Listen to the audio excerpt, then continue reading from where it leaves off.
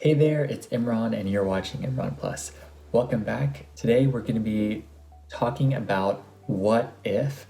I have been meaning to make this video for a long time, but I just didn't have the time and I wanted to really talk about it in depth.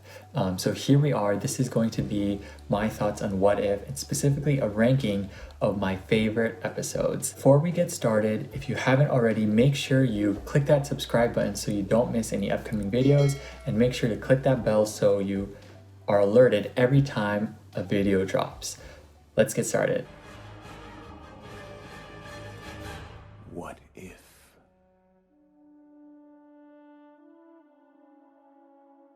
I really enjoyed What If, largely because it provided the opportunity for us to explore new characters and stories and settings in ways that we probably would never be able to do in live action.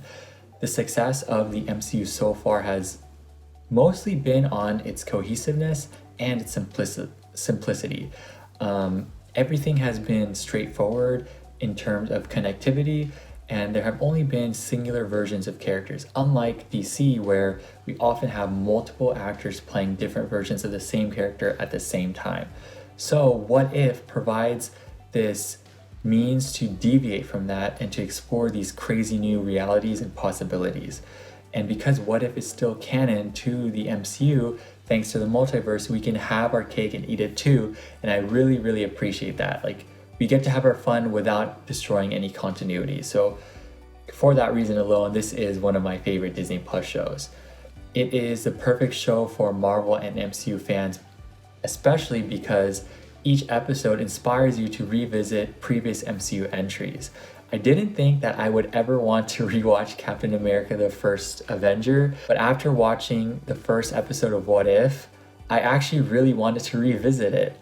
And I am blown away that this show was able to make me want to do that. I love that they throw in classic MCU moments, or at least refer to them, throughout the series. It really speaks to the strength of the brand and how beloved these characters have become. So I'm really excited to see them continue to do that and explore that in season 2.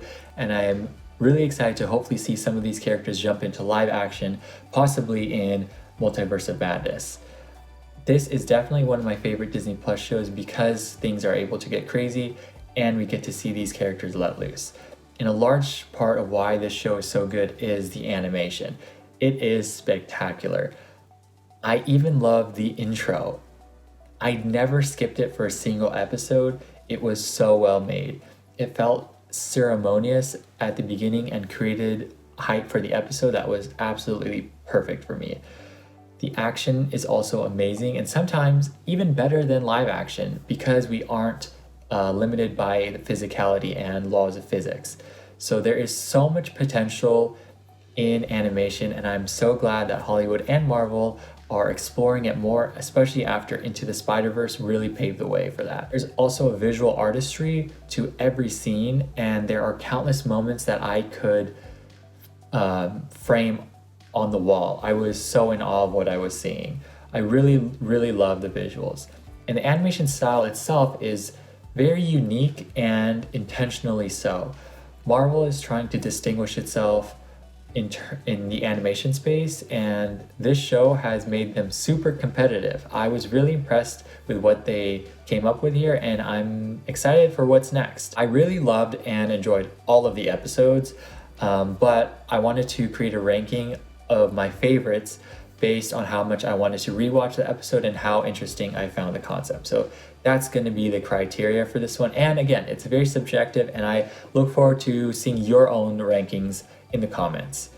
Before we get into the rankings though, I will note that the original voice actors were indeed missed. Sometimes you could not tell that it wasn't the original actor, and that was impressive. But other times you really could tell. And I wish that they had gotten the original actors for each character because those who did return really outshined those who didn't. Hopefully they fix that in season 2.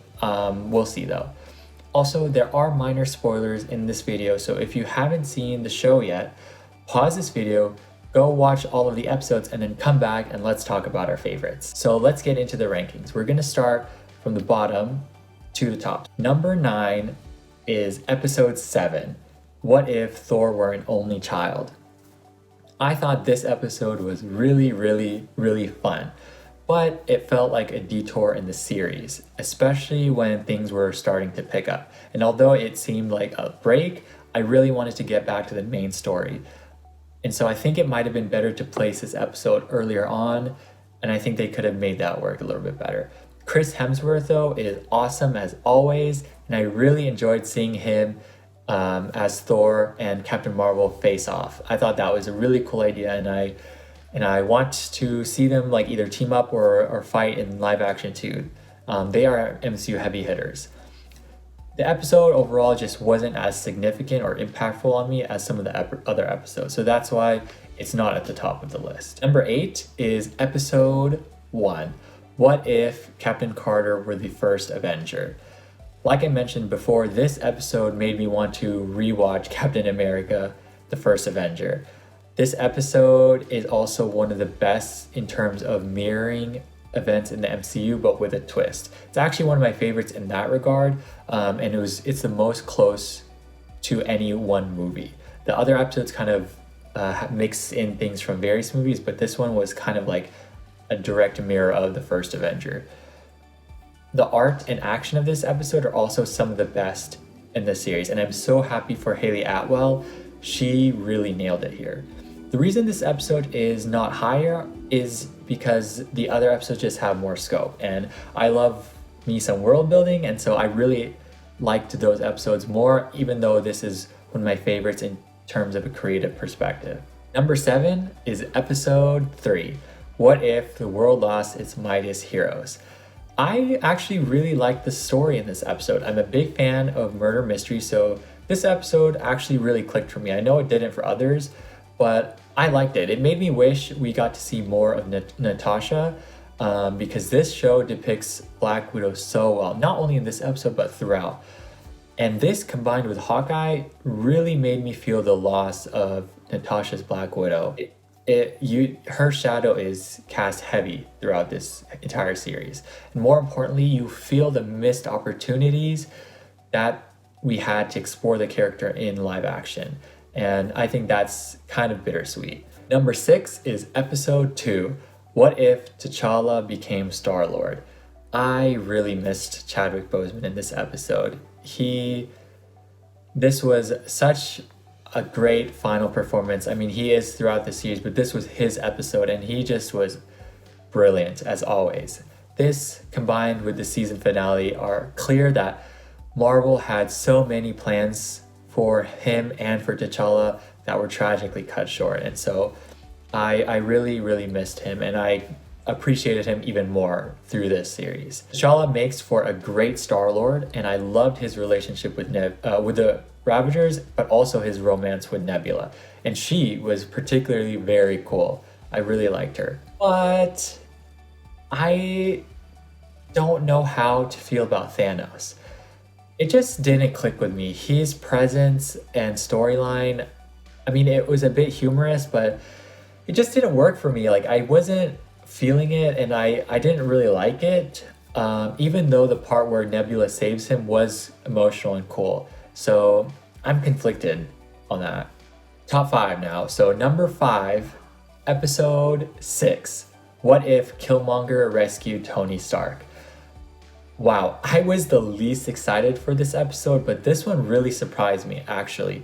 Michael B. Jordan is phenomenal yet again, and I was so happy that we spent a lot of time in Wakanda. That was a big surprise for me because I thought we were going to mainly stay in the Iron Man 1 and 2 section of the MCU, but the fact that we went to Wakanda and there was like some time jumps, I really loved that. It was also so nice to revisit the original Iron Man movies and to revisit Pepper Potts. It made me want to watch them again as well. I really love this alternate version of Killmonger, and it made me think that maybe we could have another version of Killmonger, another variant from a different universe, become the MCU's Black Panther and carry on that legacy that way. I think that there is potential there, and with the multiverse, if done correctly and respectfully, I think they could make it work. I think, especially with a lot of the fan backlash that's going on with Shuri and Black Panther 2, there's just a lot of conflict, and I think it makes it hard to move forward with the character, especially since that's what Chadwick Boseman would have wanted. And so I think this is something that they can consider because it's not an outright recasting, it is a different character, but you're still able to have the Black Panther mantle continue on. So I'm interested. Number 4 is episode 4. What if Doctor Strange lost his heart instead of his hands? Wow. This is one of my favorite Doctor Strange content because we get to explore the magic and the character more deeply than we ever have in live action, I feel. I am still left wanting more in terms of the depiction of the magic, but I think that's just my preference and me being nitpicky, and also not loving the fact that all of his spells are the same color, but oh well, that's the choice, and I understand why, because you want to differentiate the different types of magic, but I wish his magic was more colorful. I think it would be cooler. But overall, this was a fantastic episode. I love that it goes dark, and I really loved everything with Christine. I think she did a really good job here too, and I'm so glad that she's returning for Doctor Strange 2. So looking forward to continuing this story there. There's a lot of setup here for the future of MCU, especially with everything that the Ancient One says. I feel like I need to rewatch that and break it down because there's a lot there that I think is the fuel for future MCU films, especially dealing with the multiverse.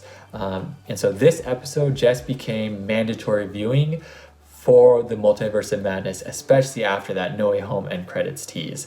So I'm really excited. I actually have some theories about this, which I will talk about in another video. Number 3, our top 3. So number 3, episode 8, What If Ultron Won? This is the penultimate episode, which to me feels like the Infinity War of the series. There are bold moves which I did not expect them to be doing, but I really came to like them. I thought it was really, really cool. I thought Ultron was very compelling and felt like a menacing villain. I wish we could have explored him more in live action. He was only there for a movie, but this was excellent. This was Ultron at its finest. And I also really loved Clint and Natasha in this episode. And it, again, underscored how much we could have explored in live action, but they didn't. And so now here we are. But that's why What If is so good, because we can go back and do stuff that live action can't. So maybe we could get an exploration of their relationship or their past adventures in like animation. I think that would be cool. And so now number 2 is episode 9, What If the Watcher Broke His Oath? The finale was absolutely epic. I did not expect the show to come together like this in the end, but I really, really, really enjoyed it. Like I said, the last 2 episodes kind of feel like a what if version of the Infinity War and Endgame packaged. And so my favorite between the 2 is Endgame. And since the finale felt more like Endgame to me, I think that's why I prefer the finale over the penultimate episode. But both of them work together. And I think if I were to revisit them, I'd watch them back to back because they are just really good. A really great package deal. And now, finally, my favorite episode, number 1, is episode 5, What If Zombies? My absolute favorite because we got to see so many characters and largely the second generation heroes, which I thought was really cool. The fact that they were able to carry an entire show largely on their backs really speaks to the strength of the characters, and that we are ready for our new Avengers, which are coming soon, very soon. I loved everything about this episode, everything. The action, the characters, the plot, it was all top notch. And I'm very surprised by how much the zombie plot worked for me. So I'm actually now so excited for the upcoming Marvel Zombies show, which is another animated project. My favorite moments in this episode were the Scarlet Witch reveal. Like, wow, that was amazing. After WandaVision, that moment was even more powerful because to me it felt like the reverse situation where here Vision is trying to keep his Wanda alive. And so I thought that was really poetic. It was also super exciting to see Wanda let loose. Finally, And I cannot wait until Doctor Strange 2 to see her do it in live action. That is just gonna be so good. I can't wait for Evil Wanda. And for her to become the Scarlet Witch once and for all. I also really loved when Hope grew into Giant Wasp as a sacrifice, but then they brought that back at the end, and I thought that was really clever and really good.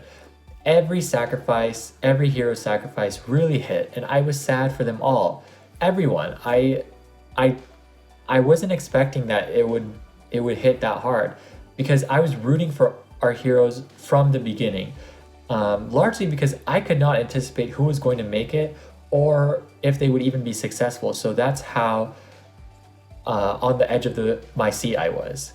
Overall, I had an absolute blast, and this is the only episode that I really don't have a single complaint with. I just love every moment, and it's one that I revisit the most. So really loved it. So that is my ranking of the What If episodes. I'm curious to know what your rankings are. Let me know, what did you think of What If, and what do you think of my ranking, and what are your rankings of the episode? Leave them in the comments. I can't wait to talk about them and see what you all thought. Thank you so much for watching. I hope you had a great time. Lots more videos coming soon, but in the meantime, make sure you like this video and subscribe. Click the bell icon so you don't miss any upcoming videos, and don't forget to share this video with your friends and fellow movie enthusiasts. I'll see you in the next one. Bye.